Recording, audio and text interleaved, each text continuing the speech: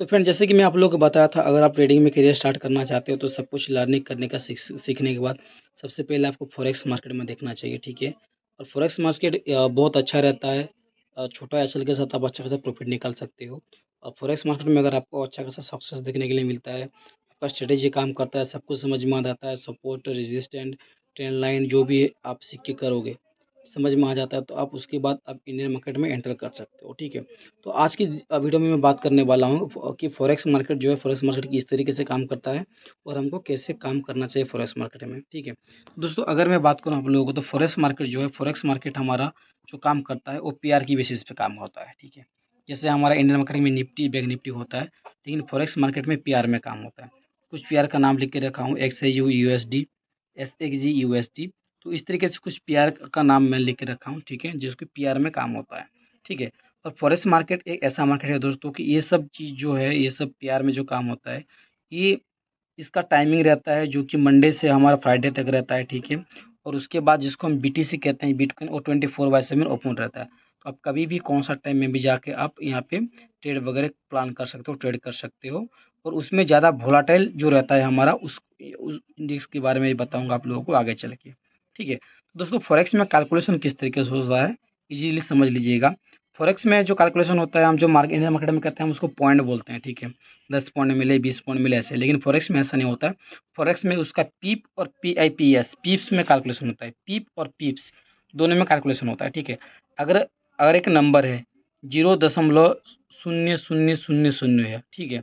तो ये जो शून्य दशमलव के बाद जो 1 2 3 4 शून्य आता है, इस दशमलव के बाद जितने भी नंबर आएंगे उसको हम PIPS, पीप्स में उसको गिने जाते हैं। और ये जो शून्य जो नंबर है, उसके पास जो भी नंबर आएगा उसको हम पीप के माध्यम से माने जाते हैं, ठीक है। तो मान के चलिए, एग्जाम्पल के लिए बोल रहा हूँ, 1 पीप्स, ठीक है। तो ये यहाँ पे जो नंबर आएगा वो उसको 1 पीप्स कहलाएगा, ठीक है। और इसके बाद जो 10 आ रहा है वो 10 पीप्स कहा जाएगा उसको। उसके बाद अगर 10 पॉइंट ऐड हो जाता है तो उसको 20 पीप्स कहा जाएगा। उसके बाद अगर 10 पॉइंट और ऐड होता है तो उसको 30 पीप्स कहा जाएगा। उसके बाद अगर 70 पॉइंट ऐड होता है तो उसको क्या कहेगा, 100 पीप्स कहा जाएगा, ठीक है। तो फॉरेक्स मार्केट में जो भी कैलकुलेशन किया जाता है, पीप और पीप्स पर किया जाता है। ज़्यादातर पीप तो उतना जल्दी टारगेट नहीं मिलता है, ठीक है, लेकिन पीप्स जो होता है उसका टारगेट बहुत जल्दी मिलता है। और फॉरेक्स मार्केट में कोई भी इंडेक्स होगा, उसका जो नंबर का वैल्यू रहता है इस तरीके से होता है। पहले एक नंबर रहेगा और जो भी नंबर हो, चाहे वो सिंगल डिजिट का हो या डबल डिजिट का हो, उसके बाद ये जो जिसको हम दशमलव दशमिक कहते हैं, उसके बाद जो 4 नंबर आते हैं, वो 4 नंबर हर एक जो हमारा रहता है पेयर में वो रहता है दोस्तों, ठीक है। तो आशा करता हूँ ये चीज़ समझ में आया होगा आप लोगों की कि पीप्स किसको कहते हैं और पीप्स किसको कहते हैं। पीप किसको कहते हैं और पीप्स किसको कहते हैं, ठीक है। तो जो कोई भी नंबर अगर आप लेते हैं, कोई भी पेयर अगर आप लेते हैं, तो उसमें जो 5 नंबर या 6 नंबर होते हैं, जहाँ से डबल डिजिट का हो, उसके बाद ये जो जिसको हम दशमलव दशमिक कहते हैं, उसके बाद जो 4 नंबर आते हैं, वो 4 नंबर हर एक जो हमारा रहता है पेयर में वो रहता है दोस्तों, ठीक है। तो आशा करता हूँ ये चीज़ समझ में आया होगा आप लोगों की कि पीप्स किसको कहते हैं और पीप्स किसको कहते हैं। पीप किसको कहते हैं और पीप्स किसको कहते हैं, ठीक है। तो जो कोई भी नंबर अगर आप लेते हैं, कोई भी पेयर अगर आप लेते हैं, तो उसमें जो 5 नंबर या 6 नंबर होते हैं, जहाँ से दशमलव पढ़ने के बाद जो भी नंबर आते हैं उसको पीप्स कहा जाता है, ठीक है। और उसके लेफ्ट साइड में जो नंबर आता है उसको पीप कहा जाता है, ठीक है। तो ये चीज़ आपको समझ में आ गया होगा। उसके बाद दोस्तों, अगर आप फॉरेक्स मार्केट में ट्रेडिंग करना चाहते हो, ठीक है, तो आपको सबसे पहले पीआर चूज़ करना पड़ेगा।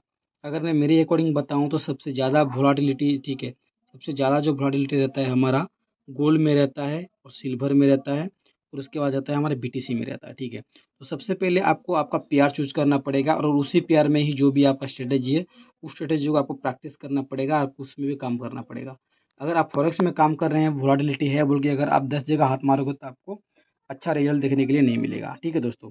हमारा जो इंडियन मार्केट का टाइम होता है वो अलग है और फॉरेक्स मार्केट जो उसका टाइमिंग अलग है।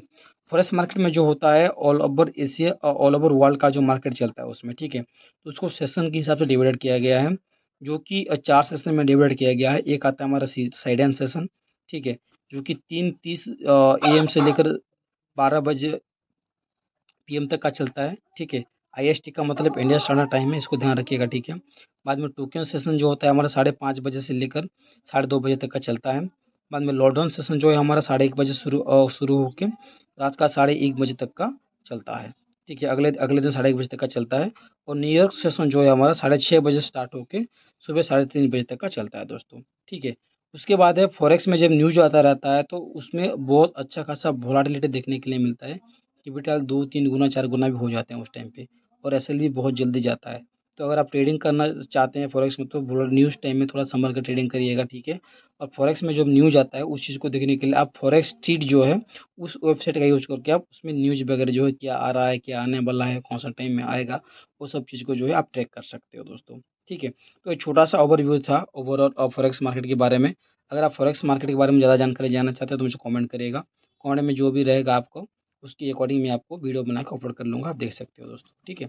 अगर आप लोगों को वीडियो पसंद आता है तो वीडियो को लाइक, कमेंट, शेयर, चैनल को सब्सक्राइब जरूर कर लीजिएगा।